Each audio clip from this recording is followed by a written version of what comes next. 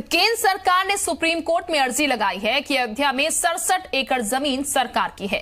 सरकार ने कहा है कि अयोध्या में सिर्फ 2.77 एकड़ जमीन पर विवाद है और बाकी जमीन पर कोई विवाद नहीं।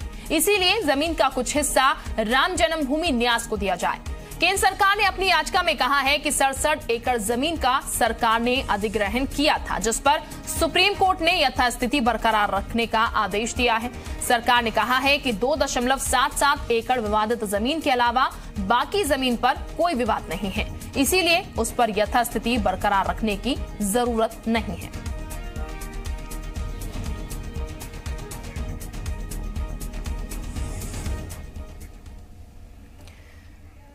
तो राम मंदिर पर केंद्र सरकार की सुप्रीम कोर्ट में दी गई अर्जी को सीएम योगी आदित्यनाथ ने सराहनीय कदम बताया है। सीएम योगी ने यह भी कहा, जिस जमीन पर कोई विवाद नहीं है वहां निर्माण की इजाजत मिलनी ही चाहिए।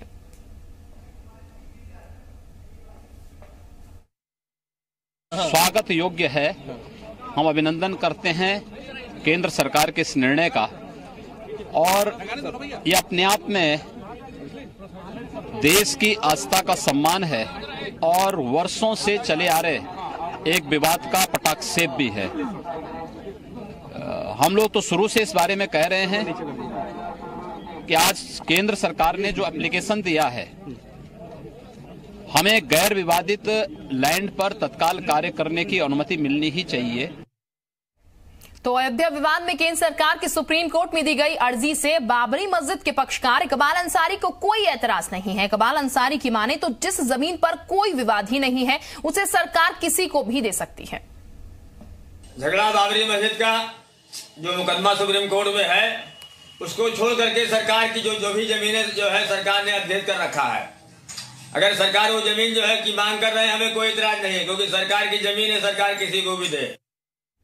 तो all India Muslim personal law board के संयोजक जाफर जिलानी ने अयोध्या विवाद पर सरकार के कदम को असंवैधानिक बताया है, जबकि यूपी सरकार के मंत्री सिद्धार्थनाथ सिंह ने कहा कि सरकार संविधान के दायरे में ही सभी कदम उठा रही है।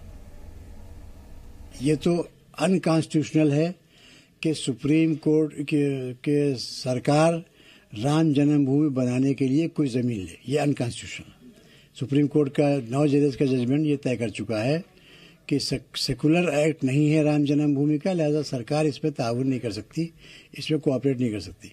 हाँ, वो ज़मीन जो सरप्लस है उसको उसके ओनर को वापस करने की जो बात है वो अभी तय नहीं हो सकती है। उस पर पहले तय होगा कि कितनी ज़मीन रिक्वायर्ड है।